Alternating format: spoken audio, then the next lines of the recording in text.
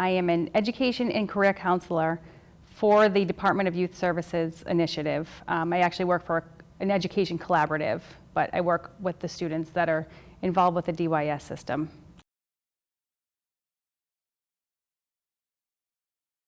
Essentially what I am is when the students are committed to our department based on their criminal charges, and they come in and they do a treatment program with us, I work with the school systems to get all their records.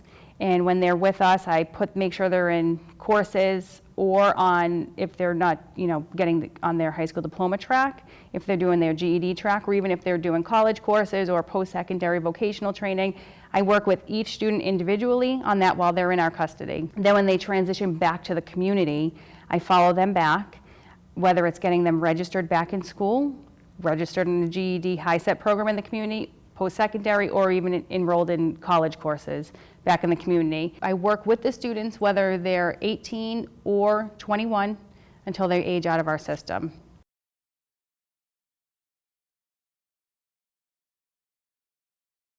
Always being involved, lifelong resident Worcester, born and raised here, love Worcester, and I love what Worcester is doing. The Renaissance, whatever you want to call it, I think Worcester is, is just amazing. I always have thought that, but now with, everyone else now is starting to take notice of that. So I want to be more involved. I volunteer a lot, and then, I started to see things on the school committee, and I was like, I think that's where my skill set would be very valuable because of what I do, being a parent with one daughter in the school system. Another one's too little right now, but I start in working very closely with my daughter's elementary school and noticing some of the policies and procedures, how things were getting trickled down to the families, and I made a difference at Nelson Place with some things that I put in place there. I started to utilize a lot of the social media outlets to communicate with parents, maintaining our monthly newsletters, and it was very important. So I ran the PTO up there for 4 years. And one thing that I implemented that I will say was one of the best things I can say that we started doing was doing Facebook Live for our PTO meetings. And I found that to be huge because how many parents can get to a meeting once a month on a Tuesday, 6 p.m.? It's hard. So once we did the Facebook Live videos, they were available on Facebook, and then they know what's going on, which is huge. So now I'm like, I think this is my chance to do it on a citywide level.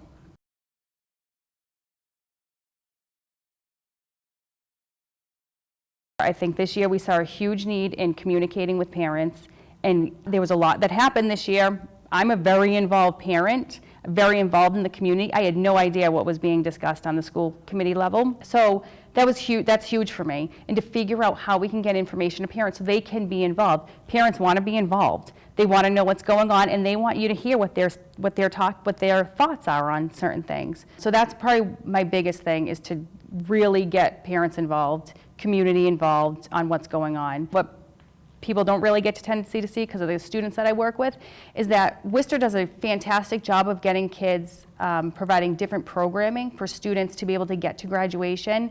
But I think where we're lacking is giving a lot of students the skills to maintain what's going on at post-secondary levels. I work with a lot of students that are they're in the alternative settings, just be giving what I do. And we have a huge amount of students, they'll graduate, but then what do? They're not on the college pathway. So I really want to try to get more Chapter 74 funding, which is vocational funding, but at the alternative levels. Or have those students have the access to be able to be transported to different programs that are going on at some of the high schools in Worcester.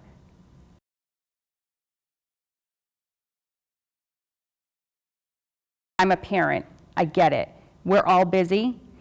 When people are putting policies and procedures in place that affect our children, that in the long run really affect our day-to-day lives, a parent should be able to have a voice in that. I really think that we need to have a parent's voice on the committee to just give the input and their experience on what we're going through every day when we come home.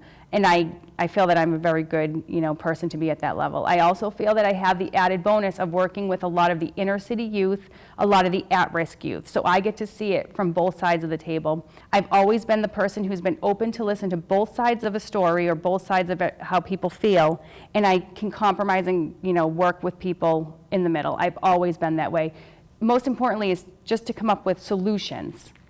Not everyone's going to agree, but I've always been very good at communicating things and keeping people aware of what is going on so that we can, come to a compromise and make the best decision for, the over 25,000 students that we work with. That's what would make me a good member of the school committee. So they can learn more about my campaign on my website at clancey4wps.com, and that's CLANCEYFORWPS.com. I'm also on Facebook at Committee to Elect Laura Clancey. I also have Twitter at Clancey4WPS, and on Instagram, Clancey4WPS.